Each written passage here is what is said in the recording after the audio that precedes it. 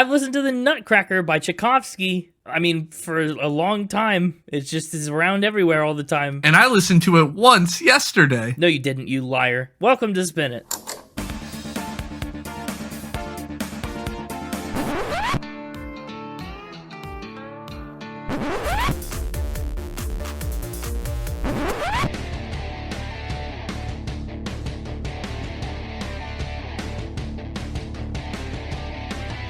Hello, everybody. Welcome back to Spin It, the record-ranking podcast for people who would rather be listening to music. I'm James, and with me, providing the nuts for this episode, it's Connor. I hate how right you are about that. Yeah, it's okay. We are officially in Spinter Wonderland territory. We're nearing the end of the year. It's the holiday season. It's already snowed in so many places, including the South where I am, which is unusual. I'm really in the holiday spirit. How about you? Yeah, the podcast, because we have to record a little early, peek behind the curtain to prepare for the holidays. We always get into the holiday spirit a little sooner than I normally would. Yeah, that's true. And we've had our first snow here, so that also usually does me in. And the first snow came a little early this year. That's right. I said last week, after our instrumental album, we'd have another rare episode coming up this week, and sure enough, we do. Another instrumental, back-to-back instrumental situations for the podcast. Kind of hard to call this one an album, though. It's a whole ballet. Yeah, there was a pun there, and I don't know what it was. I don't think there is, and that's why you don't know what it was. Yeah, that's fair. Right off the rip, though, we need to dedicate this episode to a very special somebody. Somebody that you and I know well, and the audience hasn't been introduced to yet, I don't think. We're talking about the Nutcracker, so naturally we have to dedicate this episode to Nick, the 5-foot-tall Nutcracker that lives with Connor. I'm sorry, how tall? Is he 5 feet tall? Don't you take his height away. Is he 6 feet tall? How tall is your Nutcracker? Whoa. Don't overstate his height either. Okay, how tall is he? 5'11". 5'11". Well, I would call that 6 feet, but that's just me. He's sold as a 5'11" Nutcracker. Yeah. I don't know why. Yeah, it's not a bit. It's not a joke. For years, Connor has truly had a 5'11" Nutcracker in his apartment. Yeah, his name is Nick, and I dress him up for all the different holidays. Yeah. For this one, you probably have to dress him down, right? No, he has red Christmas lights, actually. Oh, he's lit up. Yeah, he's lit up. Wonderful. And here's the secret. I leave the red lights on till February so I can reuse them for Valentine's Day. Oh, you're just as bad as the M&Ms who do the cherry cordial M&Ms for this and Valentine's Day. I sure do. I sure am. Does he actually work? Like, does his mouth open? Yeah. Oh, yeah, absolutely. Have you actually cracked nuts with him? No. What is the biggest thing do you think that he could crack? I'd be afraid to break him. He's sturdy. He's resilient. Yeah. Also, the mechanics of a nutcracker are pretty simple, right? It's just a lever that you're using to smush down the plates. Probably pretty hard to break. Anyway, that's my fun fact about Connor for the episode. It is a pretty fun fact. And I wanted to dedicate it to the giant nutcracker that's been listening to every podcast recording we've ever done, I think. Yeah, he sure does. He's always in the background. He's my manager. Oh, yeah, of course. Well, what's your familiarity with not the Nutcracker like the object that lives in your apartment, but the actual Nutcracker Ballet? Never actually seen a performance of it. Always wanted to. Whoa. I've played the music quite a bit. Okay. And, of course, I'm very familiar with the Nutcracker, the Mickey Mouse version. Oh, well, when you say you've played the music, have you played the whole, 2-act Nutcracker, or have you just done the suite of, greatest hits? No, yeah, just like a suite, a medley of the whole show. Got it. That makes sense. You watch the Mickey Mouse Nutcracker? I don't think I've ever seen that. Yeah, as a kid all the time. Oh, it's great. We should watch it together. We should. That'd be fun. Well, I haven't seen that. I have seen, I think maybe 2 or 3 live performances of the Nutcracker. However, it's been so long, and I was so young, I really can't say that I remember them well. Yeah, and because I know the music, and I know the basic plot elements, right? Yeah. I know the major story beats, but the only performance I've ever seen is the Mickey Mouse version, which purposely changes some of it to be kid friendly, and also kind of gets a bit fourth wall breaky and hat on a hat kind of jokey with it in ways that obviously completely changed the tone. Oh, absolutely. And we need to watch it just because I remember there's a scene in it that made young Connor unsettled, and I don't remember what it is. What did they do for the 7-headed Mouse King in the Mickey Mouse version of the Nutcracker? Yeah, I don't. Yeah, well, the Mouse King is still called the Mouse King, but it's played by Donald Duck. That doesn't make any sense. I know. Does he have 7 heads? No, he doesn't even want to play the character. He tries to quit, and then the narrator convinces him to stay by telling him he'll win in the end. Well, that's okay. Interesting. Yeah, that sounds like a real... Like I said, the narrator is like a character. It's very funny. The narrator is John Cleese. No way. Are you serious? Yeah. How did I not know about this? I don't even think I've heard about this. Oh, we should watch it. Beyond maybe knowing it exists or assuming, because Disney's done everything. Yeah, John Cleese is the narrator. What do you know? Mickey Python. Yeah, Mickey Mouse is in it, Minnie Mouse, Donald Duck, Goofy, the narrator, and then Ludwig von Drake. Sure. Ludwig von Drake Professor Ludwig von Drake is Donald Duck's paternal uncle. Yeah. Does that make him brothers with Scrooge? I would say so, yeah. Interesting. Either brothers or, I don't know, is Scrooge on the paternal side? Or That's what I'm asking. I don't know. let's look here. Scrooge McDuck's wiki is a hot link. Well, McDuck, different surnames, so probably they're not full brothers. Different surname. So, yeah, and I could vaguely remember watching something where Uncle Scrooge mentions, like, the mother or something. Where's the Donald Duck family tree? That's what I need. It's not very complicated, I don't think. Not like Scooby-Doo. Yeah. Well, I thought this year would be a fun year to tackle the Nutcracker since, we're both needing to get more familiar with it. And it's a Christmas classic. It's a holiday tradition for tons of people. So I wanted to cover the history of it, the stats about it, and talk about some of the iconic songs that you hear year in and year out. Thought it'd be fun. Oh, here's some more Christmas fun trivia about Mickey Mouse and specifically Donald Duck. Uncle Scrooge had his first appearance in Christmas on Bear Mountain in December 1947. 1947? Yeah, he's a Christmas character. Yeah, speaking of, I guess, Christmas and Donald Duck, do you know in Sweden, that's how they celebrate on Christmas? Like, there's a Donald Duck cartoon Yeah, from that-ish era. It's an old one. Yeah. And they syndicate it and they air it every Christmas day. It might be Christmas on Bear Mountain. It might be. Sweden, you said? Yeah, it's like a tradition for Swedes to gather around and all watch Donald Duck on Christmas morning. Hang on, let me see which one. Disney's not a sponsor, by the way. It's from all of us to all of you is a beloved tradition in Sweden where it is watched by a significant portion of the population on Christmas Eve. Oh, I was a day off. The special known as Kale Anka Och Hans Vonner Onskar God Jewel has been airing since 1959. You really butchered that Swedish pronunciation. That was really bad. No, I nailed it. Did I get any of the words right? I don't think so. You were close on a few of them, but not very. Yeah, who knew? Who knew? Well, the first thing I looked up is some Nutcracker stats. He really is. Sorry, I'm not done.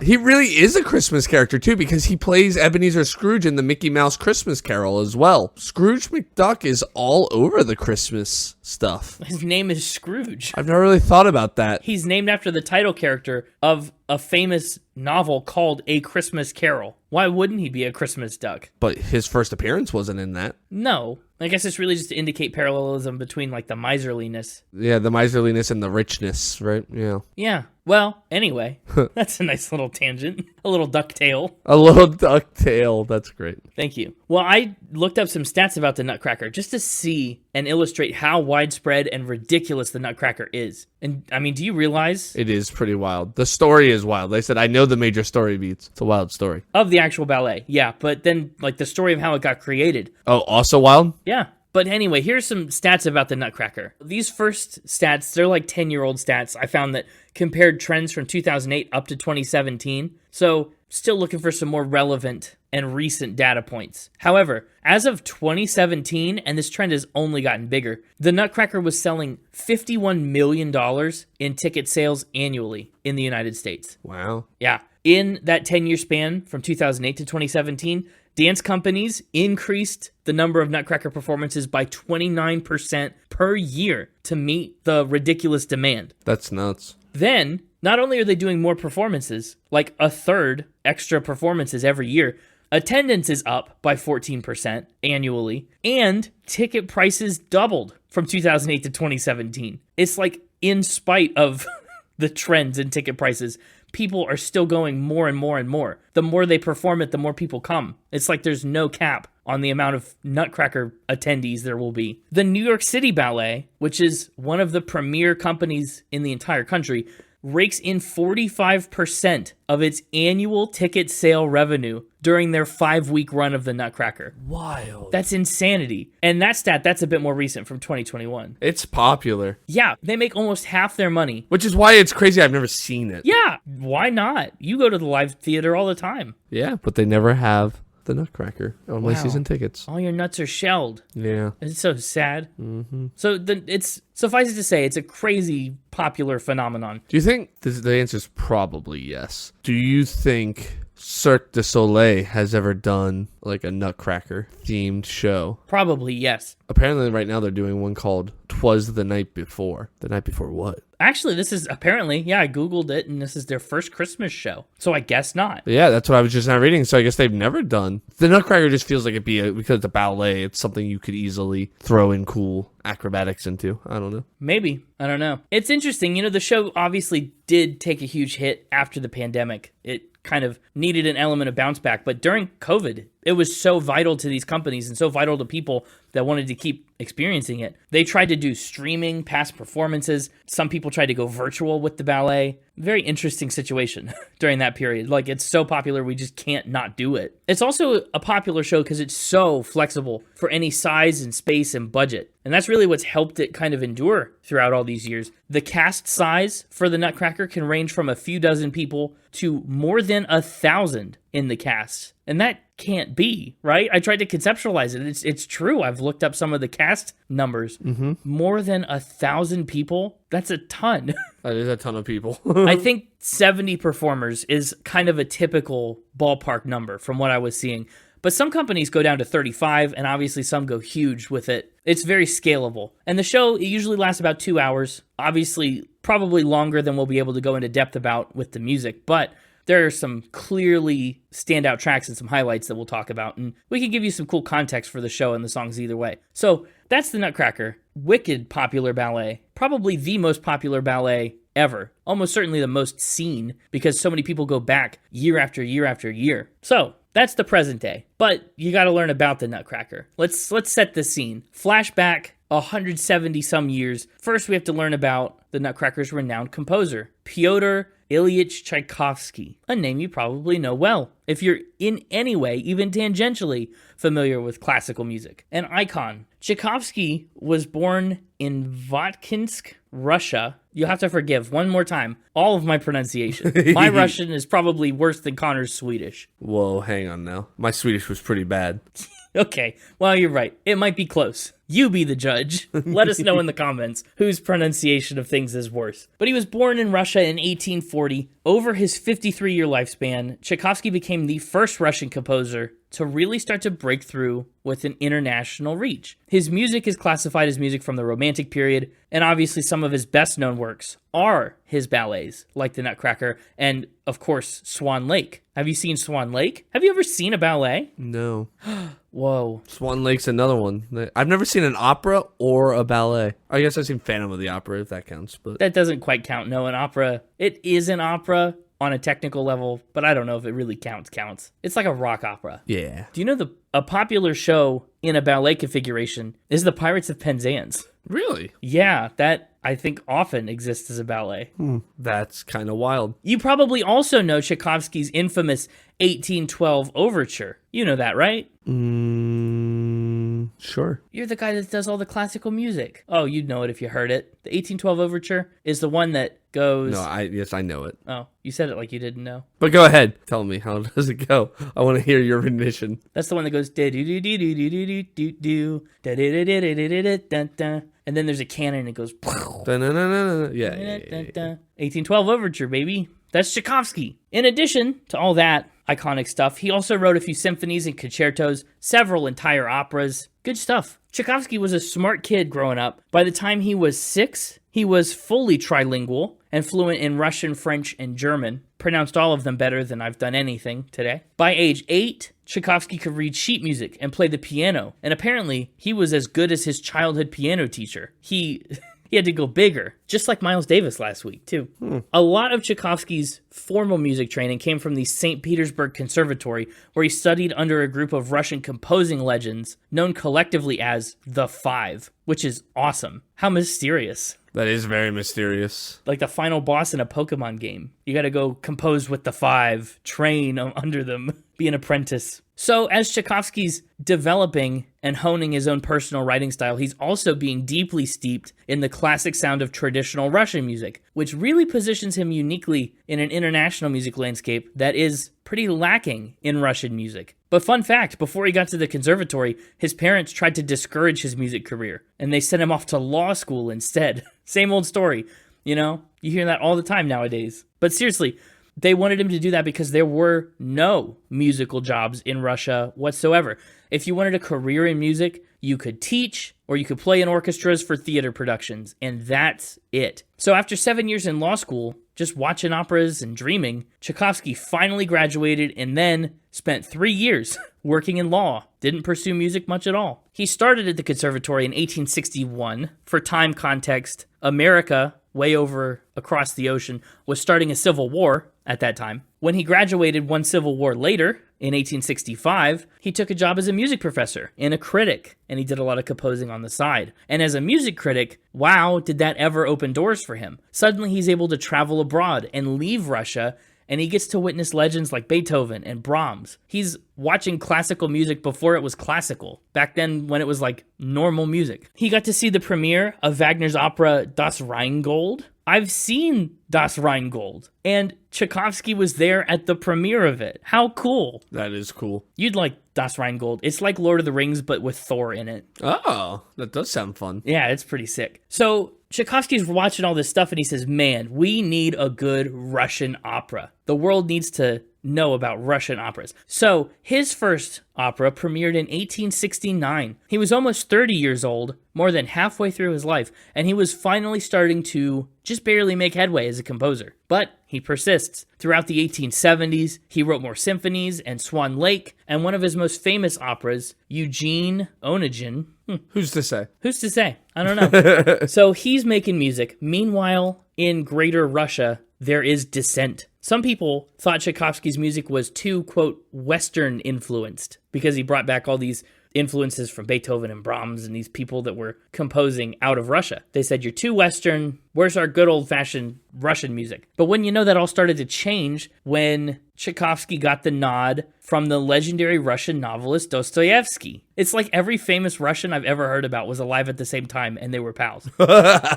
Dostoevsky was calling for universal unity and kind of a blending of the cultures of the East and West, working on integrating Russia into a larger world picture. So before long, the public turned over a new leaf, and Tchaikovsky's hometown popularity continued to grow. To commemorate the 25th anniversary of Tsar Alexander II's coronation, Tchaikovsky was commissioned to write a grand celebratory piece. That would become the 1812 Overture. It is sick. We already did the little impression of it. It features a literal canon during the climatic moment. Oh, it's so fun. Also, some more fun time scale perspective. If today you were to write the 1812 Overture and kept the same time scale, you would be writing the 1957 Overture, which just makes me laugh. Nuts. Yeah, just for perspective on how long ago that was for him. But of course, the work we're here to talk about this Spinter Wonderland season did not show up until the very end of Tchaikovsky's life. He was commissioned to compose the Nutcracker in 1890, and it premiered in 1892, less than a year before his death in October of 1893. Cholera is the official cause of death from drinking contaminated unboiled water. That's the official prognosis. But there's been some speculation that he also might have killed himself somehow.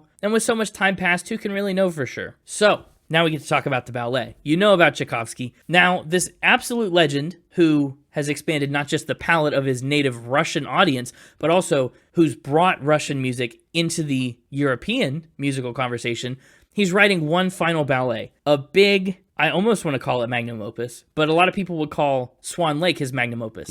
So I guess that makes the Nutcracker his swan song, which is rather ironic. Swan Lake the magnum opus and the Nutcracker the swan song. Either way, he's writing a big final ballet, this piece that people are going to spend millions of dollars to perform and attend every single year 130 years later. What's the deal? What's the deal with this ballet? Well, it started out as a commission work, like I said, in 1890. There's a theater owner, and he pays Tchaikovsky to write a double bill of entertainment for his theater. He says, I want people to get in the doors.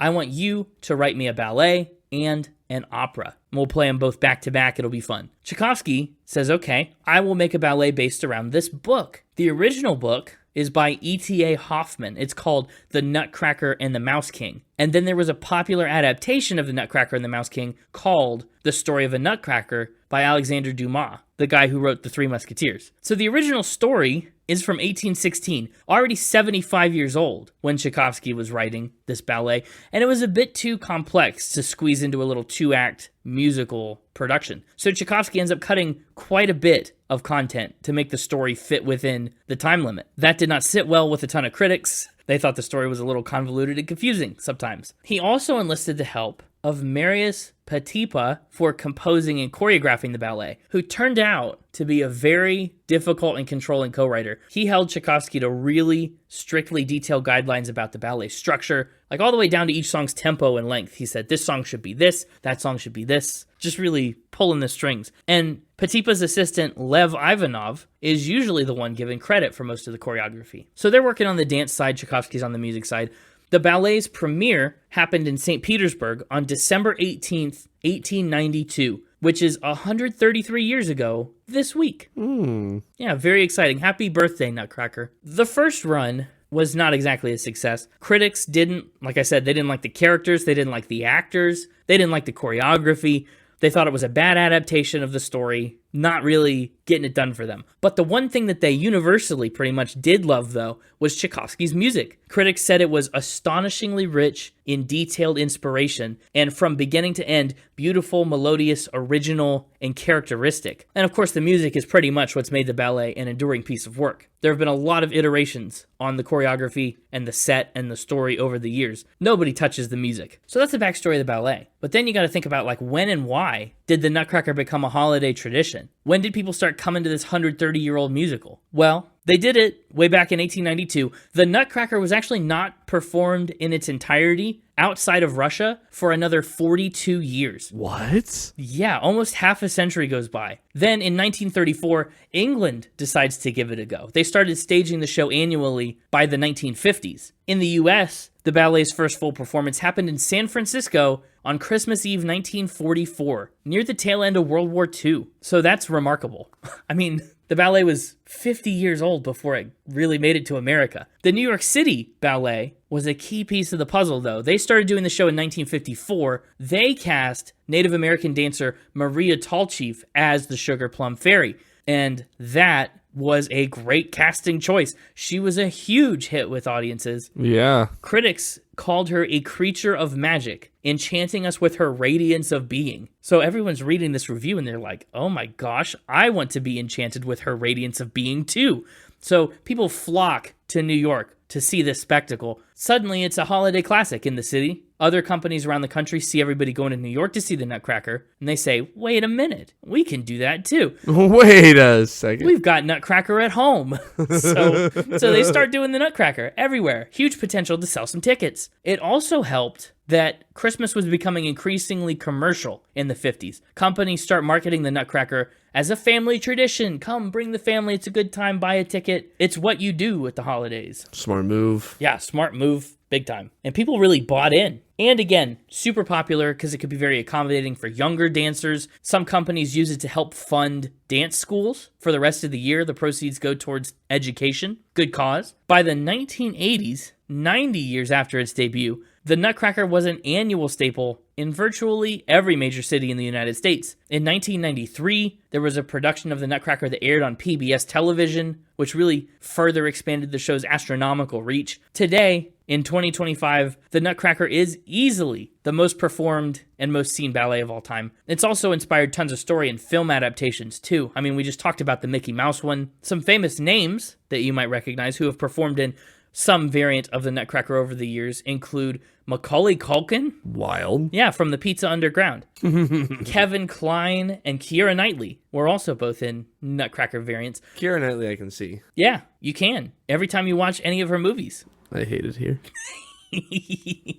Oh, man. In addition to acting, though, tons of people have just covered the music as well, including Duke Ellington, Mariah Carey, Pentatonics, Lindsey Sterling, the Trans-Siberian Orchestra, Emerson, Lake and Palmer, the Dropkick Murphys, the Brian Setzer Orchestra, and so many more. The NHL hockey team, the Boston Bruins, even used a variant of the march that's called Nutcracker in all of their televised hockey games for like 20 years. The Bruins were nut rockin'. They've animated it. They've turned it into an ice skating show. I mean, if you can think of it, they've probably nutcrackered it, except the Cirque du Soleil. Yeah, apparently. There's also, I found out, a near annual Battle of the Nutcrackers TV competition where audiences vote on their favorite production of the Nutcracker, I guess. Fantastic. I don't know if it's run since 2021. That's the latest version of it I could find. But yeah, Battle of the Nutcrackers. Also, a very fun Nutcracker trivia tidbit that helps make the ballet a little more relevant to a record-ranking podcast. The ballet was first recorded in an audio sense in 1909. It appeared on a series of 4 different discs, and it's pretty widely considered to be the first recording of any orchestral piece ever. Any extended orchestral piece, that is. And it's possibly, although I couldn't find a solid source for this, some implied that it was the very first recording created on a disc instead of a cylinder. You know how Thomas Edison had his little phonograph with a wax cylinder that you'd spin around and the sound would get carved into a cylinder? The Nutcracker, allegedly, is the first one that was recorded on like a record-shaped disc, horizontally. Really? Wait, what? Yeah, apparently. How can that be true? In 1909? I mean, people have only been recording sounds for like 30 years. I totally get the being the first ballet, being the first one on 4 discs, but the first recording created on a disc? Yeah, the cylinder. I mean, for a long time it seemed like if it ain't broke, don't fix it, you know? Yeah, I guess. Fair enough. And somebody said, wait, we can do better. We can flatten this out on its side. We can break it. Yeah, if it ain't broke, break it. If it ain't broke, smash it. Spin it. Ooh. Ooh. I guess you're spinning the cylinder too, though. But it would be awesome if it is the first recognizable record as a medium. That's pretty neat. So, yeah, there are thousands of recordings of the ballet, hundreds of stagings every single Christmas, and now there's one more podcast episode in the world about this iconic ballet. How about it? And now it's time for the Mixtaper to come and do some factor spin about Pyotr Tchaikovsky, I guess. I've really given him a hard task with this one. Yeah, I really don't know what he's doing. I couldn't resist the pull of the Nutcracker Ballet. Maybe he'll have facts about the ballet, about specific performances. Maybe he'll have facts about Mickey Mouse and Scrooge McDuck. I really don't know what he's planning, but I'm guessing there aren't too many surprise fun facts about Tchaikovsky. There might be, but I don't know. This is definitely the oldest artist we've done factor spin about in terms of living first. Even the Gershwins were 50 years later. You know what they say, when it's Christmas time, go old. I think you're mistaking that for go cold. Oh, maybe. But they say old-fashioned Christmas, right? I guess they do. So they want your Christmas to be old. But fashionable. Well, of course. Well, for this old-fashioned Christmas, we'll have a good old-fashioned factor spin. Let's get him on out here. Oh, yeah, let's. He'll be a tough nut to crack. Hey, it's me, the Mixtaper Fairy. The Mixtaper Fairy. Oh, that's good. Dance of the Mixtaper Fairy. Dance of the Sugar Spun Fairy. Plum. I mean, that's kind of your color. Kind of matches. And then there's the Dastard King. Oh, that's good. Yeah. And the gopher is the girl that has to be rescued. What's her name? Clara. Is that it? Yeah. Really? Yeah. Oh. Sometimes she's Marie, but most of the time she's just Clara. And I'm hoping to bring some clarity to this round of Factor Spin. Did you have to dig very deep for facts about a 19th century Russian composer? I might have, but boy did I strike a royal. I don't know. I'm wondering what the Russian tabloids were like. The expose pieces written on Tchaikovsky. I've got some stuff, that's for sure. 4 stuff, to be exact. 4 new things about Pyotr Tchaikovsky. Admittedly, that's close to everything I know. These 4 new things will make up a not insignificant percentage of everything I know about Tchaikovsky. And I'm not going to be keeping an open mind. I'm suspicious of any fact that's even remotely Christmas or holiday related this time. I've learned my lesson, I think. You won't keep an open mind? No. What if I give you facts about nuts and crackers? That would also be pretty suspicious. I did think about doing that and coming up with like a bunch of facts related to things like around the nutcracker. Like a fact about nutcrackers, a fact about sugar plums. It would be pretty cool to learn about the history of nutcrackers. I only know about the history of the story and the ballet, but the history of the toy / novelty utility item, I don't know much. I thought about going that route, but then I found stuff related to the actual play and its creator, so I decided to just stick normal. So it's not all about Tchaikovsky, it's about him and it's about the Nutcracker the play, but we are staying on topic. That's fine. Here's what I've learned. The nutcracker first existed as a tool in the 15th and 16th centuries, but then it became... Yeah, well, I figured, it started as the like actual like metal nutcracker device, right? Kitchen device. Probably. Or just hitting them with a hammer, I don't know. Yeah, when did the first like nutcracker like I have? Good question. Well, the first 5'11" one didn't come for quite some time, I would imagine. But You don't know that? Maybe it was the first one. smaller versions of that nutcracker, the soldier-shaped ones, they came from Germany in the 19th century. And the early 19th century at that, because remember, the original E.T.A. Hoffman story about the Nutcracker and the Mouse King came from like 1816. Yeah. So they must have been around prior to that. I'm just saying, you don't know that they didn't build a big one first, and then everything else has been like its children. Make the biggest nutcracker first. I wonder how big the biggest one is. Hold on. The world record tallest nutcracker, according to Guinness, is 33 feet tall and in Germany. However, because America can't let any other country have literally anything, they're building a 65-foot tall nutcracker in Minnesota. Yeah, I was also Googling it, and that's what I found first. So that's why I was like, what are you talking about? But I kept reading and saw that it was... Oh, and this is new. They've been building it. This is like a year old. Yeah, uh-huh. They held a dedication for it in July of 2025. It's being built to boost tourism to the area. Well, I had no reason to go before, and now I have about half of one. There is some community that's like, we don't have enough people not from here. How do we get them here? In Luverne, Minnesota. And some guy in the corner was like, build a giant nutcracker. If you build it, they will come. That's remarkable. Sorry about that. Neuhausen, Germany. I'm also still confused by that because I'm also seeing something that says there's a 41-foot tall nutcracker in Roseburg, Oregon. Well, what I'm guessing is the world's largest functional nutcracker is the one that's in Germany. The 45-foot one may not be functional. That should be the thing, though. Like, I want to see a Cold War style arms race between Germany and Minnesota over who can have the largest nutcracker. World War III.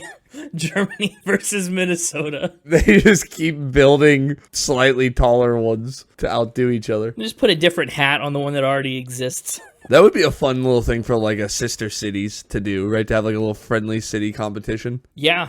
Of some sort. I'm sure that exists for some of them. Somebody's thought of that. Anyway, I said we were going to stay on topic and we immediately got off topic. I had to know. So let's jump in to our first bit of stuff. Our first dance, if you will. Oh, is it going to be a truth or is it going to be a Tchaikovsky? Tchaikovsky.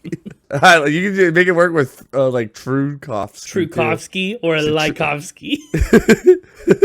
What a versatile name. His middle name, what's his middle name? Ilyich. That's Russian for son of a yitch. It's not really, but imagine if it was. All right, up first, I've got 2 about the play and 2 about him. Ooh, let's learn about Tchaikovsky first. Okay, you want to start with just him and then move into the play. Yeah, so then once we've got a better idea of like what kind of guy he is, that'll give us deeper understanding into the weird facts about the play and the ballet, maybe. Okay, we can do that. He was afraid of losing his head. Well, he was alive in a particularly dangerous period for that sort of thing.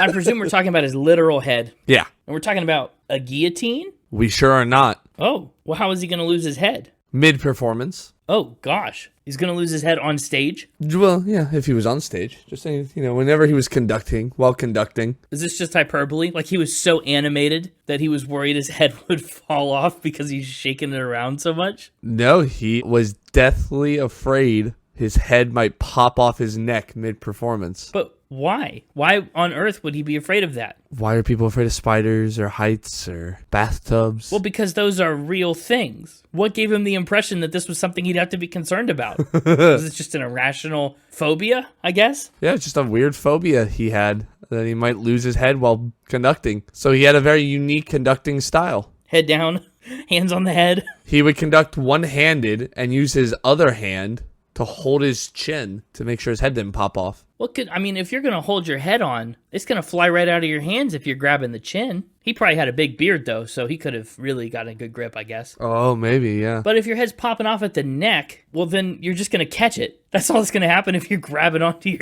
beard or your chin. Yeah, he would hold onto his chin with one hand while wielding the baton with the other to keep his head on. That's so interesting. I almost literally just asked if it worked, but I don't think that was a problem. Why wasn't he worried about his head at all other times? Maybe just because of how much he got into it. I don't know. Maybe you're right. Maybe he was super, he was conducting so hard, he thought it was just going to pop off. Pop off, Tchaikovsky. I'm telling him to do a really good job. Pop off, King. No, not like that. This is odd.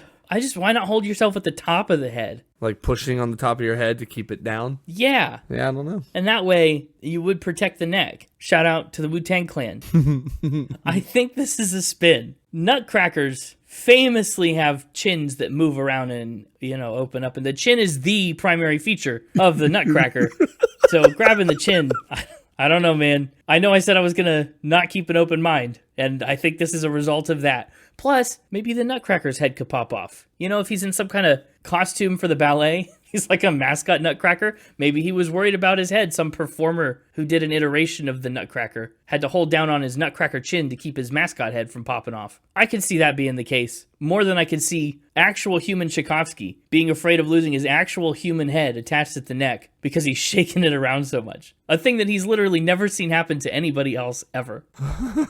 I'm calling nuts on that one. This is a Tchaikovsky. This is a true fact. This is real. Wow. This is a real fact. Tchaikovsky was actually afraid his head would pop right off.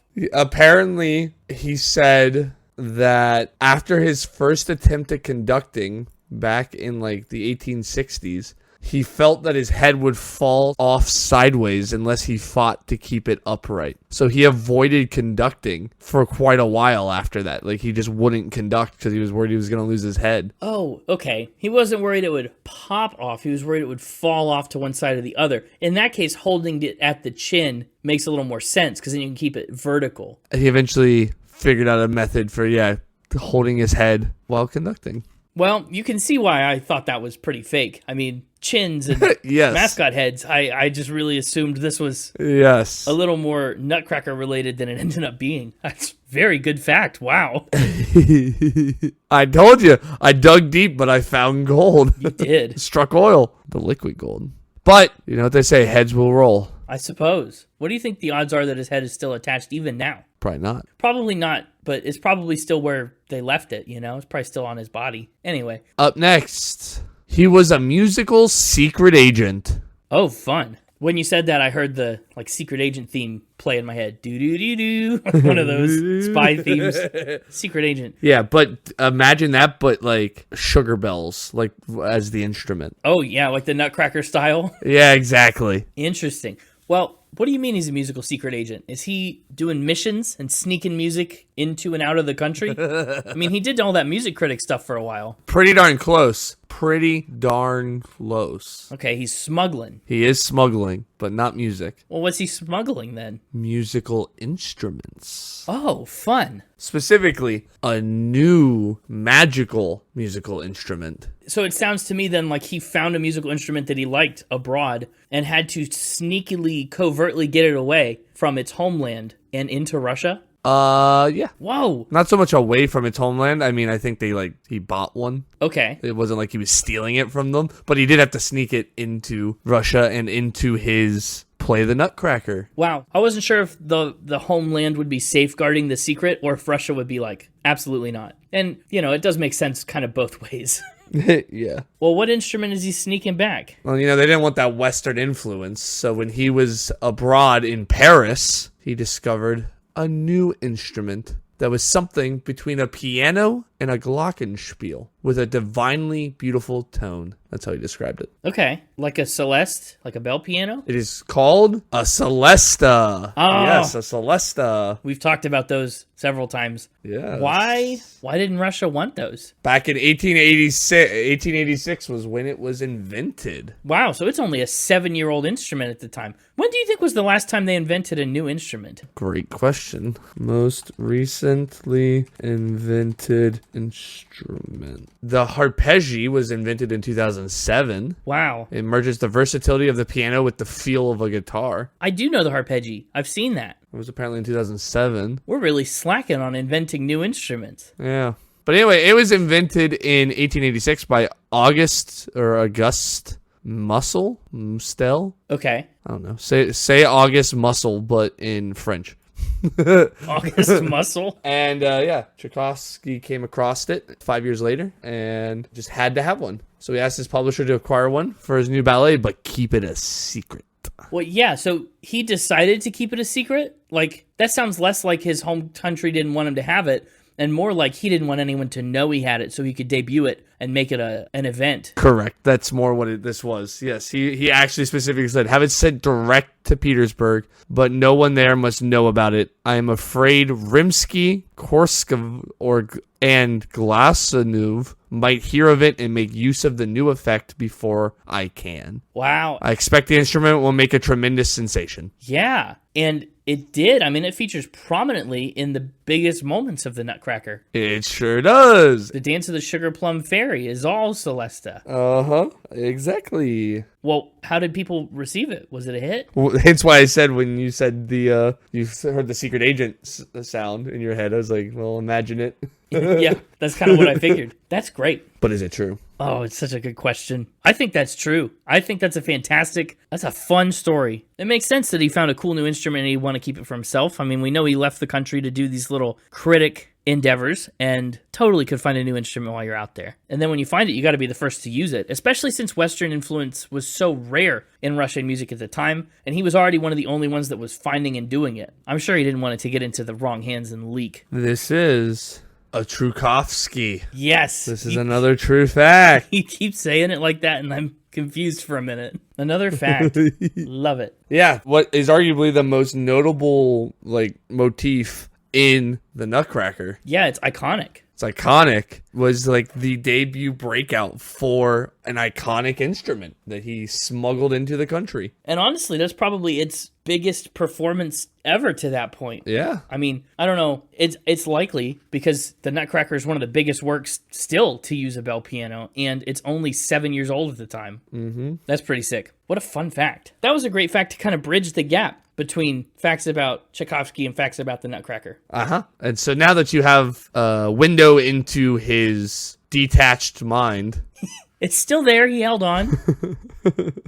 Let's talk about his... I didn't have a good end to that sentence. Ballet. Well, I was going to be like his detached ballet. I was trying to figure out how to tie it into the detached mind thing some way. You couldn't. Yeah, I couldn't. Let's just talk about the Nutcracker. Yeah, let's. That's a good idea. Are we talking about facts about various productions of the Nutcracker, or are these about the original? These are both about the original Nutcracker. Okay, love that. Fantastic. Yes. The original production of the Nutcracker avoided using 13 of anything. Oh, superstition, huh? I presume. I'm not superstitious, but I am a little stitious. But it is a superstition thing, right? They didn't want the bad luck that comes with the number 13. Tchaikovsky sure didn't. He does seem like a very superstitious man. What I'm learning about him is... he lived in dread of the number 13. Whoa. And went so much so as to completely rearrange the orchestra and choreography of the Nutcracker when he realized that the number 13 was all over the place. Yikes. Poor guy. There were several scenes that had 13 dancers, and so he would add or cut one. There was 13 violins in his orchestra, so he made them recruit an extra fiddler 2 weeks before opening night. Wow. How deep does this go? Are we talking making sure there's 14 different ornaments on the tree? I'm sure it did get that deep. I mean, I don't have any examples of that, but if he was deathly afraid of the number 13 and all out just counting everything, he probably did make sure that 13 didn't show up anywhere. Wow. Although if you only have 13 decorations on your tree, that's probably a pretty bare tree. No, I just mean like, oh no, there's only 13 red ornaments. You know what I mean? Like, Oh, wow. Dude, maybe if he was OCD, I bet you he did. yeah. Well, what was he afraid would happen if this bad luck from the number 13 kicked in? It's the devil's dozen. It's just superstition. Well, it's the baker's dozen. The little bakers are the devil. Oh, what do you know? He also insisted that the theater that they were performing in, that nobody sit in the 13th row. Oh, wow. A whole open row? That's a ton of money you're losing. My question is, did he think about the 13th seat? You know, like seat number 13. Or do you think it didn't go up to 13? It's just a grid pattern in the theater where nobody's in any of the 13th. There's like an intersection between the 13th row and the 13th column. That's wild. Maybe. How did the guy that commissioned this feel about it? I mean, he's the one who's debuting stuff at his brand new theater. How's he going to say, this is the grand opening of my theater. Okay, we won't sell this 100 tickets. Like, how can he do that? Yeah, well, to be fair, I guess I don't know if he got his way. He insisted it. Oh. I guess that I don't know if he got his way, but I mean, also, if you've put in all this money already into the performance and then your guy's threatening to pull the plug on everything, if you sell these tickets, I might make some changes. yeah, you might just make some changes. I don't know. I think this could be true. I think there's not a lot of 13s inherently in the Nutcracker. I mean, it's a ballet. Music doesn't typically work itself out into odd numbers. But dancing, There's only 12 days of Christmas. there are only 12 days of Christmas, and he didn't write the 1813 overture. So all of this is kind of adding up. There are no 13s connected with Tchaikovsky's life. Some even say he didn't have his 13th birthday. No, okay. Well, man, I think I'm going to say that this is a fact also. I think, sure, probably he could have been meticulous about that. It's not like it would be too terribly hard to hire or fire an extra dancer in one scene or a violinist in one. The wildest one for me, I mean, probably the seat thing is wilder, but the wilder one, I don't know. The wildest one for me is 2 weeks before opening night. Be like, we need an extra violinist. Get him in here. Yeah. Yeah, why wouldn't you clock that sooner from the beginning if that's a thing you're that worried about? Yeah, I don't know. Maybe there was an incident and he said, I'm done playing around. An incident. Somebody saw the Celesta before opening night. Oh, no. He's like, get him out of here. Put him in the van. If we go find a dark jail cell to put him in, you know, just never heard from again. That doesn't sound like something Russia would do. No, never. Not Russia. This is a Spinkovsky. Oh, no. It's a Lykovsky. A Lykos. Spinkovsky doesn't make any sense. It doesn't make any sense. This is a Lykovsky. There we go. Darn. Wow, very good lie, though. You used my known information about his superstitious beliefs to trick me. Yes, he was absolutely superstitious on number 13, but that he didn't let that affect his art. His art, yeah. Wow. But that brings us to our final supposedly true fact. The fourth new thing you're going to learn this episode. Bring it on. The original Nutcracker was quite the buzz. Quite the buzz? You just mean the production was the talk of the town? Or was the first Nutcracker dancer played by a lot of bees in a red coat? Not hearing an answer. Closer to the last one. Oh. Okay, is this a bee fact? It's a bee fact. I'm catching on to your clever titles. What's the deal with the Nutcracker and bees? Well, the finale wasn't sugar plums or snowflakes, but a giant beehive with 8 dancing bees guarding their honey. Oh, like an alternate ending sort of thing. Uh-huh. The original Nutcracker had a bee dance? Had a bee dance. 8 student dancers costumed as flying bees guarding their honey. You say that was the final number? Yep. Really? You wonder why audiences left feeling like the plot didn't make a lot of sense. Yeah, I would imagine. But the stuff that's there now is iconic, right? The Waltz of the Flowers and the Dance of the Sugarplum Fairies towards the end. Like so much of we'll get into it, but so much of the iconic stuff from the Nutcracker is bringing up the rear. And he replaced all that iconic stuff with bees? Yeah, people, like historians are real confused about it seems like. Because there's not a lot to go off of about the original performance, other than like reviews and stuff. Yeah. But apparently, you can read about some Oxford University publications and stuff about the 1892 Nutcracker. Apparently, the original libretto included the following description. The apotheosis represents a large beehive with flying bees closely guarding their riches. 8 students from the Imperial Ballet School represented bees, and they don't know what action, if any, was carried out in the scene. But the bees weren't anywhere else. It's like a normal musical, normal ballet, as normal as the Nutcracker can be. And then suddenly, at the very end, there's just giant bees that dance around, and that's it? Curtain?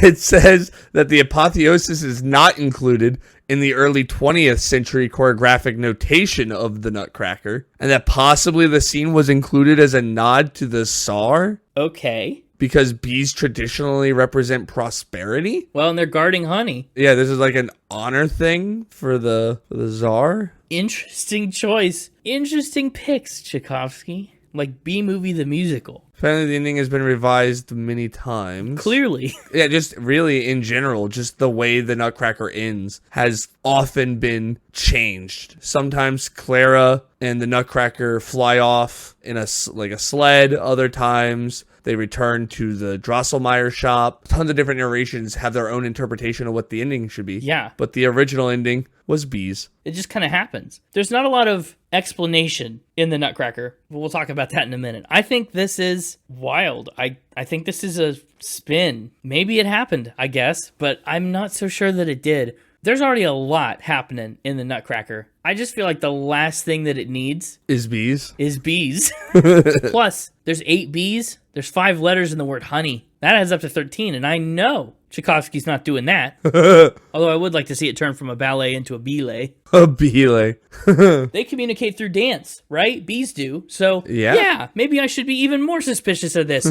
Bees communicate through dancing. Yeah, it doesn't make a lot of sense, but this is apparently a Tchaikovsky. Really? This is a true fact. Wow. I found sources debating what it meant and talking about the history of it and the lack of knowledge in a couple different chat forums from back in 2004. Chat forums in 2004? Yeah. Oh my goodness. It's vexed us as a society for decades. I've had to dig deep. That's amazing. Apparently, some people interpret the scene as a culmination of the second act as a celebration of consumer goods that the Russians were enjoying as a result of increased trade and improving technology. They're plugging into the rest of the world. Well, you really got my number this week. Wow. Yeah. Apparently, the return journey aspects of today's Nutcracker performances were imposed by post-1892 producers of the ballet to try to make the ending make more sense. And by more, you mean any.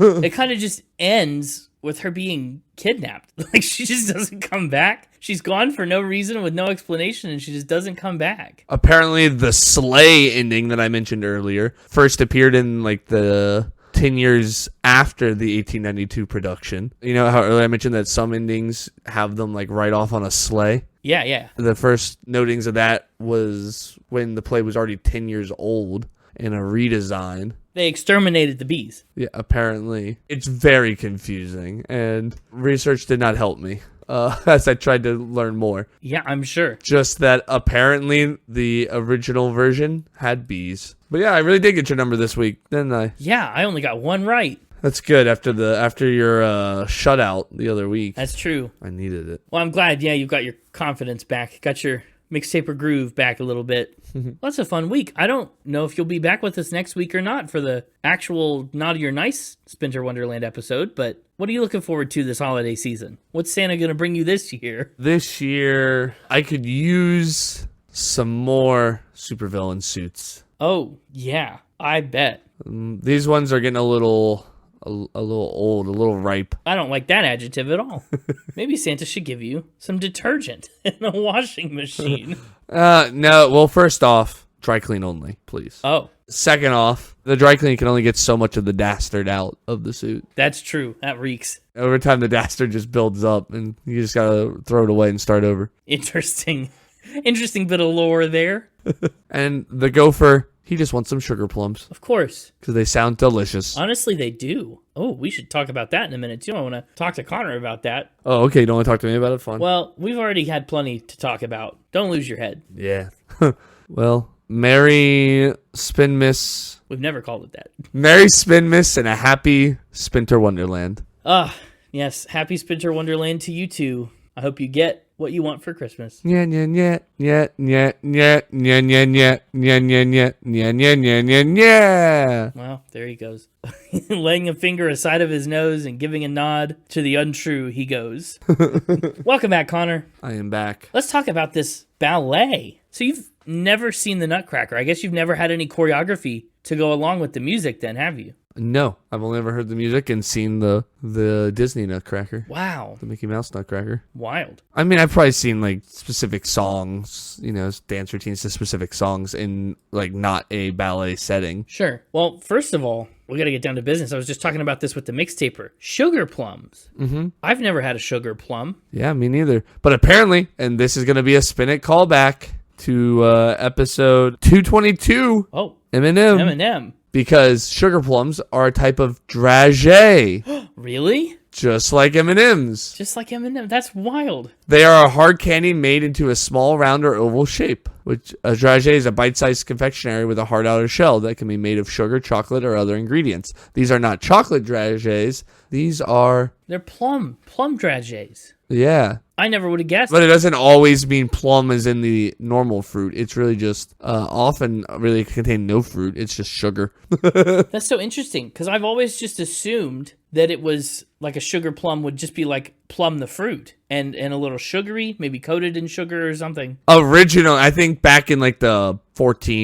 apparently the menu for Henry IV 1403 wedding feast included sugar plums. And then a 1609 cookbook called Delights for Ladies describes boiling fruits with sugar as the most kindly way to preserve plums. And really, sugar plum was just applied to a wide variety of candied fruits, nuts, and roots back in the 16th century. But the more modern term for sugar plum really started in the 17th century when they started adding layers of sweet and replacing the fruit to the point that now, in the 21st century, it's really just another candy. A Skittle. It's another candy. Yeah. That's so interesting. Who knew? But yeah, when I saw it was a dragée, I was like, oh. We know all about that. So fun. Oh, apparently the candies often surrounded a seed, nut, or spice. So actually, they might have. It looks like it's typically almonds with a sugar coating is what a more modern sugar plum is. Oh, fun. We should make sugar plums. We should at least find some and eat them. Where to buy sugar plums? Maybe we can find some and get them for the Christmas special. That's exactly what I'm doing. Well, before we talk about the music, we should get into the plot that the music represents. It is super convoluted. It's like a Christmas Alice in Wonderland, a little bit. Mostly, it just kind of serves as a vehicle for fun, candy-themed characters and, like, mythical sets. The story takes place in, like, the early 19th century. Kids decorate the Christmas tree. Everyone's getting presents. Classic. There's a mysterious, creepy grandfather clock with an owl on top. Gotta have one of those. Gotta have one. And then a magician shows up. Clara's fairy godfather of sorts. He's a toy maker and he brings all these toys for the kids, and Clara gets a little nutcracker and it breaks. So sad. Yep. But then they fix the nutcracker. Yep, this is all tracking with the Disney Nutcracker. I'm sure. The whole first act, I feel like, is low on action, but like long. The real kicker of the first act, I mean, after they go to bed and stuff, this nutcracker essentially comes to life and all these mice show up. There's a 7-headed mouse king. They fight. There's gingerbread men, and it's a war. The first act goes from this quiet little Christmas tree decorating scene into a war. And the nutcracker, like, does he grow? Does Clara shrink? Does it matter? I don't know. I think in most scenarios that I've ever seen, which is Mickey Mouse. Which is just the Disney one, yeah. I guess I thought she shrunk to the size of the Nutcracker, was my understanding. I think she does too. But that, again, maybe only because that's what they do in the Disney one. So, I guess that could be a false conception by me. But I just assumed, because it's a mouse king, so mice are small. So I just assumed she shrunk. Maybe, but then they fight in the war. Clara distracts the Mouse King and lets the Nutcracker get a sneaky little cheap shot stab in, helps him win the war, and then he turns into a human. The Nutcracker, before the first act is even done, he's a human. And so then they run away into this enchanted forest. How do they get there? Where is it? I don't know. Germany somewhere, where all the fairy tales happen, and then everything dances. Wait, did the Mouse King, in the original, did the Mouse King want to make her his queen? Like, did he want to marry her? It's a good question. I don't know. Because that's what Donald Duck wanted to do to Minnie Mouse. Well, first of all, they're specially incompatible. So, but then you also got to consider that this is being told through dance. This is a story being told through dance. And so I think sometimes a lot of the character motivations like that can get a little unclear and muddled. You're just listening to the instruments play motifs and themes. And sometimes there's bees. Sometimes there's bees. I don't know what the Mouse King wanted, but maybe he did. I don't know. Not to get stung. So that's Act 1, is this big war. And it takes a long time, and there's a fight, and it's intense and confusing, and they run away. Act 2 is really like the bread and butter of what you'd recognize as, wow, the Nutcracker. There's moments in Act 1, but Act 2 is where they're traveling into the land of sweets, and the Sugarplum fairy is there. There's all kinds of delectable goodies from all around the world, and the music reflects that, which is a super cool feature of the ballet. There's Ginger, Mother Ginger. There's flowers that dance all around and waltz, and some really iconic moments that come out of the second half. And then it really does just end. They're so excited that the prince is here and that he's, I guess, saved their little Sugarplum world. And curtains. Like, they just leave. They get in a sleigh and they leave. So, yeah. What do you think about the plot? I understand why critics and audiences were a little bit lost. I'm sorry, I'm just being blown away right now. How so? Well, it's just, the Mixtaper were just talking about how, like, the ending is constantly ambiguous and being changed from, like, adaptation to adaptation. Yeah, you never know what Nutcracker you're going to go see. And I just realized that's probably why, again, kind of a fourth wall hat on a hat joke at the end of the Disney one. Oh my gosh. When they just have this random yeah, I'm not done yet. When they just have this random ending and John Cleese just goes, I don't know what that had to do with anything. And then the thing just promptly ends. I think that was them making fun of the fact that the ending is constantly ambiguous. Yeah, I bet so. That's pretty wild. Well, that was just blowing my mind. What do you know? You learn something new every day. So anyway, the plot, it thickened. It did, and yet it still feels thin. I don't know. Listen, there's a reason it was not a success at first. No, you don't go to a ballet for the story, probably almost ever. You go for the awesome music, the eye-catching costumes, and the dancing, the beautiful choreography, a lot of other things that the Nutcracker frequently does well. And I think you can really have some grace with the story, given that it's 200 years old. Yeah, it's no Endgame. No, it's no Avengers Endgame. What if that was a ballet? That'd be something.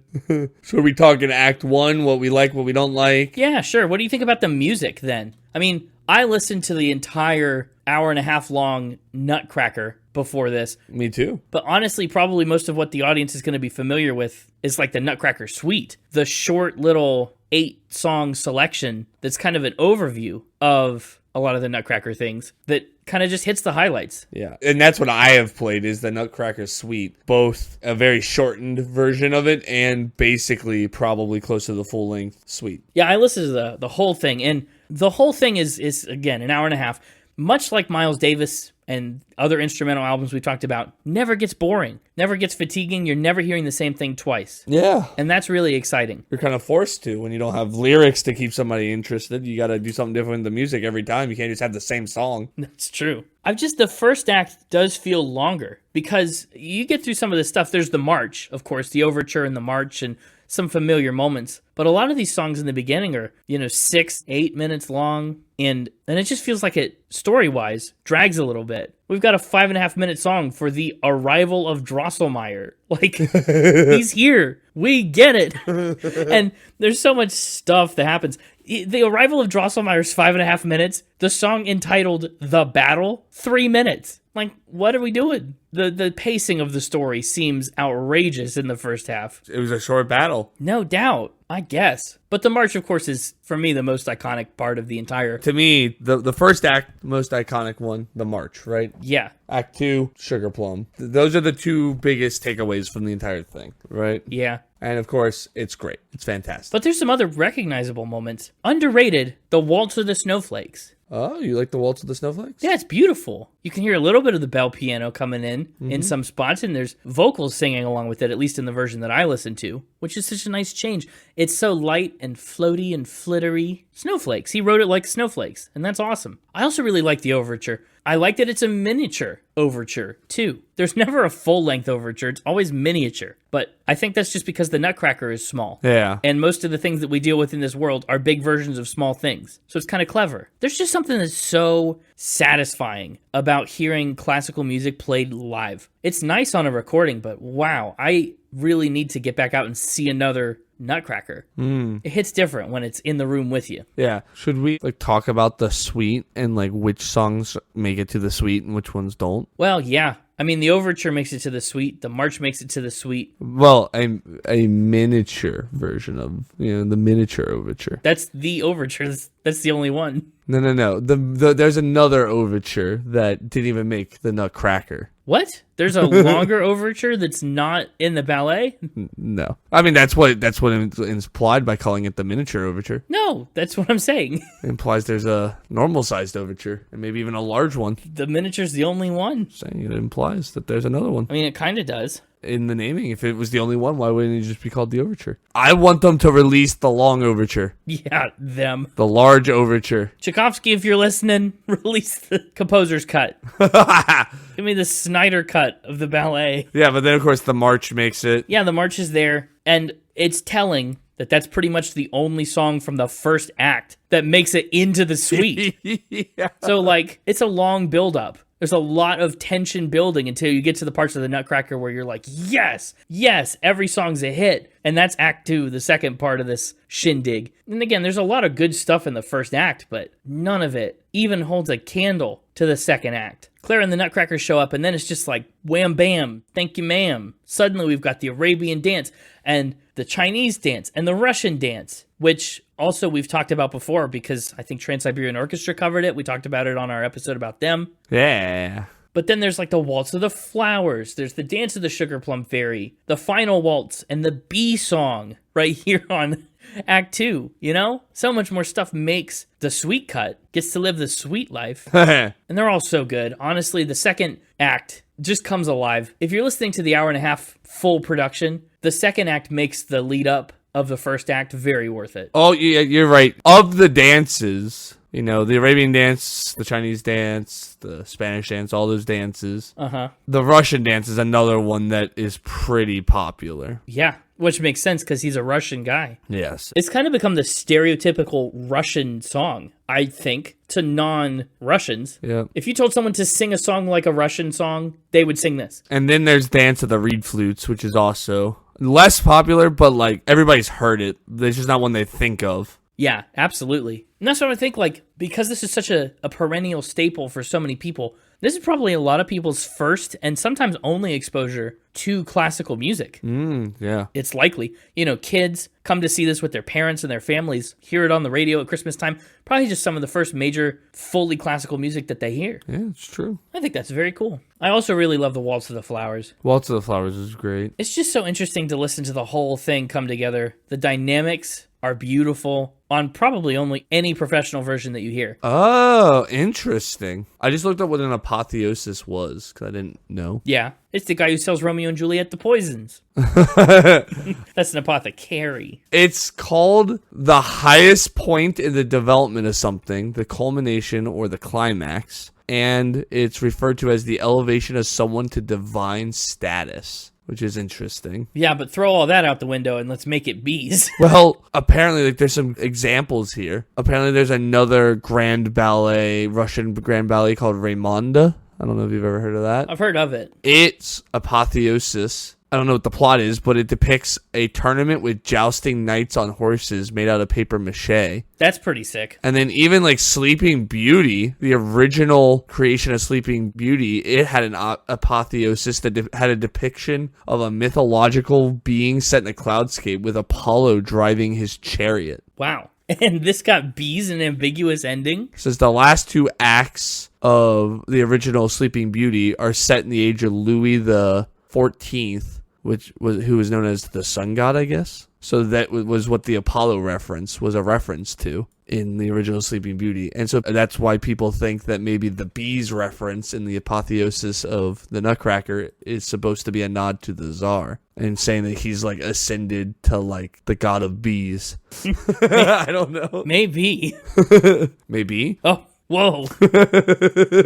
Anyway, I was still baffled by what the Mixtaper was talking about, so I Googled apotheosis. Yeah, of course. It's baffling. I am a big fan. It's a little sleeper pick for me. Clara and the Nutcracker from Act 1. Yeah, understated and still familiar, but not the song you hear all the time. Yeah, it's a nice one. I like it. Me too. What do you think of the Act 1 finale, by the way, as well? Because I judge a lot of things that are like multi-acts by their beginning and ends of their acts, right? Because that's what the audience typically remembers. Like the stuff in the middle, while often great, it can be not great and be okay, right? Because if you start and end strong, the middle can dip a little. So what do you think of the Act 1 finale? Beautiful. Love it. But was it finale worthy? Yeah, for an act, totally. I mean, it's a weird place to end an act. After this Waltz of the Snowflakes, it feels like we're in the middle of the next part of the play, right? You'd think that the first act would end when they go into the pine forest and not when they're like halfway through it. But it does still make sense to start the second act when they get to the Kingdom of Sweets. Well, and it's like, are we supposed to be like it's weird because, you know, you got the Waltz of the Snowflakes, which was just happening. And then the ending of Act 2 is the Waltz of the Flowers. So it's like, did like the season change? Like, oh, like we've moved from winter into spring. You know what? Right? Hadn't considered. So again, having not seen it, hard for me to make that connection, but it's just something I'm seeing in the titles. I think it's just a vibe shift away from the cold, wintry world into the bright, sunshiny, springy Kingdom of Sweets. Maybe my Trans-Siberian Orchestra love is biasing at me a little here, but I'm surprised how many more plays Dance of the Reed Flutes has over the Russian dance. I'm not. Not at all. I think the Reed Flutes is way more popular and way more known. Really? You think? Again, I think when I think Christmas songs, Trans-Siberian Orchestra's cover of the Russian dance is high on my list. Well, maybe. I don't know. I guess also it depends on what version you're looking at. Yeah. Because the streams, there's hundreds of variations and iterations of the Nutcracker. That's fair. There is one part where they do all this stuff with toy instruments. Uh-huh. There's like rattles and cymbals and toy rifles, and which I think was clever. it's clever, but it's so loud and grating and sudden. If you're just listening to this, it comes out of nowhere and Yeah. blindsides you like a slap in the face. You're like, what happened? But to watch it, it makes a lot more sense in context. Yeah, that's fair. But then, of course, there's the Dance of the Sugarplum Fairy, which we probably should give its own talking about specifically. Yes, we should. We should. What an iconic song. It's so beautiful. If you're going to make the bell piano make an entrance into the Russian music scene, no better way to do it than with this piece where it's front and center right away. And this sounds like a perfect song to do ballet to. The tempo, the aura, like everything about it. And maybe I'm biased because I've only seen it in ballet context because it's from a ballet, but everything about it feels like quintessential ballet song. It always surprises me how little the actual bum bum bum bum bum bum bum bum bum is a part of it. It's just a little motif that comes up 2 or 3 times. Sprinkled in there 2 or 3 times. But it's the thing everybody knows from the song, right? Is that motif. Yeah. That little run. That's why it never gets old, because it's flavor. It's constant shifting and new parts. That Sugarplum Fairy, she's quite a dancer. Dance of the Sugarplum Fairy, yeah. Sugarplum Fairy, yeah. Sugarplum Fairy? Yeah, I can see it. That's probably what he had in mind when he wrote it, except in Russian. Or French. I think a lot of the original titles for the songs and stuff are from French, because that was more traditional ballet style. Yeah. It was also the official language of the imperial court. And that's where he got his magical instrument. And yeah, that is where he stole the bell piano from.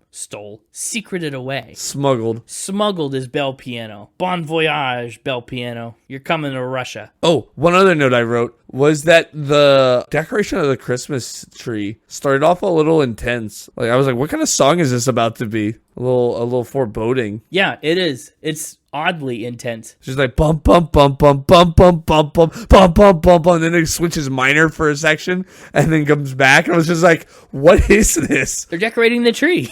Don't you decorate your Christmas tree like that? Frantically and with stress? Well, yeah, maybe by the end.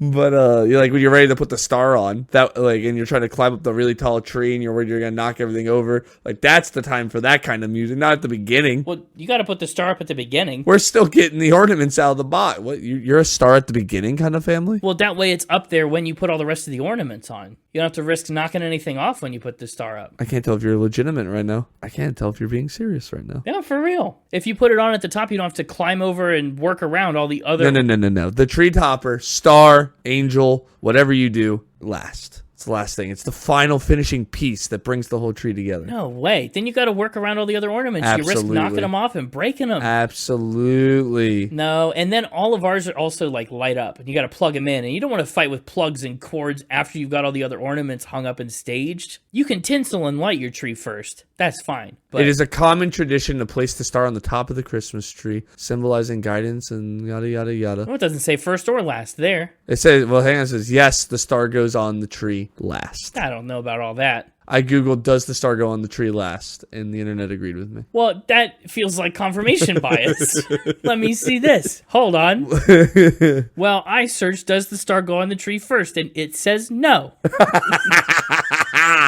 There you go. But no, I don't think the decorating of the tree is the tradition part for us so much as it is the existence of the tree. Oh, decorating the tree was always a tradition in my family. It's not like a ceremonial thing to decorate the tree. I mean, it's just a thing that we do. Yeah, it was a family event. Yeah, it's a family event. We do it, but We all got to be together. You can't do it without someone. Now that we're older, of course, no. But like when we were kids, it was like we all had to be together and we'd all decorate it and we'd put the ornaments up and then our mother would go, you're too lopsided, and then move them all around. Yes. Because she didn't like where we put them. And then we'd put the star up and then celebrate. Nothing got plugged in until it was fully decorated. You'd put the star on top and then you'd plug it in and boom, Christmas. No. It's Christmas time. We plug it all up at the beginning. Lights, tinsel. Absolutely not. But then you can see how the ornaments are going to look with the lights. And some of the ornaments have to plug into lights and have lights in them to light up. No, absolutely. You plug it all up, and then you plug it in one side, and you get the big ceremony. That was the big ceremonial part, was time to plug it in. Boom, plug it in, see it on, and then you just tweak from there if something doesn't quite look right. But it was a big moment when you finally had the tree all together and you plugged it in for the first time. Same thing with the Christmas lights. You don't plug any of the Christmas lights in, like the outdoor decorations, until they're all up. And then when it's dark, you go out there and you turn them all on for the first time and everything lights up and it's woo! Interesting. That was us. I've never done anything of the sort. Maybe someday in the future I'll do something like that. I'm sorry you didn't have a good childhood.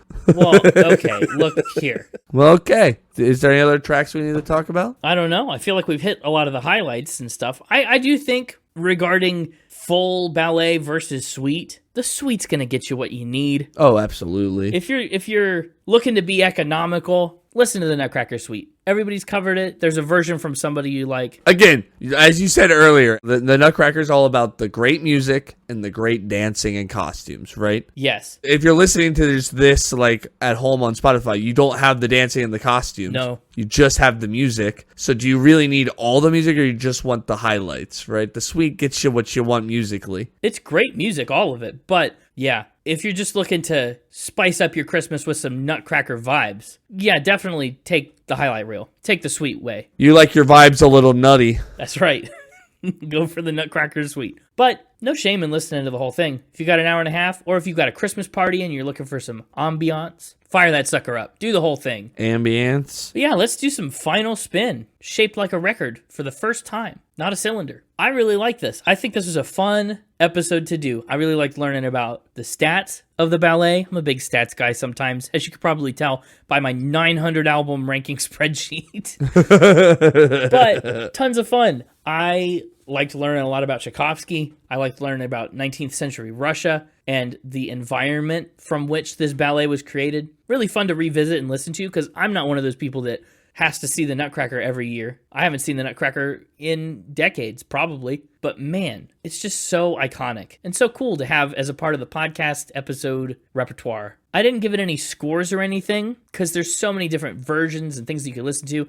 But if I were to give it like a number score, whole ballet, 8 out of 10. I mean, the pacing is strange and the story's confusing, but the music is beautiful constantly. You'd probably be pretty hard pressed to find a ballet that has more familiar tracks to people than the Nutcracker. And that's cool. Super historically significant, really doing a lot for the art form. So yeah, 8 out of 10 for me. 8 out of 10 for you. How about you? Yeah, for me, this is a classic Christmas vibe. Yeah. It's not Christmas time without a little Nutcracker. I got my big Nutcracker with me always. Yeah, of course. Nick. But I need a little Nutcracker at the holidays. You've got the Overture. Sometimes you need a miniature Overture. Yeah. If I had to give it a score, so is this going on our spreadsheets since you gave it a score out of 10? I mean, it probably won't end up on my album list. It's not really a proper album, but we can put it on your list if you want. I think you've got the other Christmas albums on there. Yeah. I don't see how you don't give something as iconic as this with such good music a 9 out of 10. 9 is pretty deserved, yeah. As for a unit, if I'm giving this one a unit, As they say in Germany, a no. The land where the Nutcracker takes place. it takes place in Germany, worded in French, and created it by by Russia. Yeah.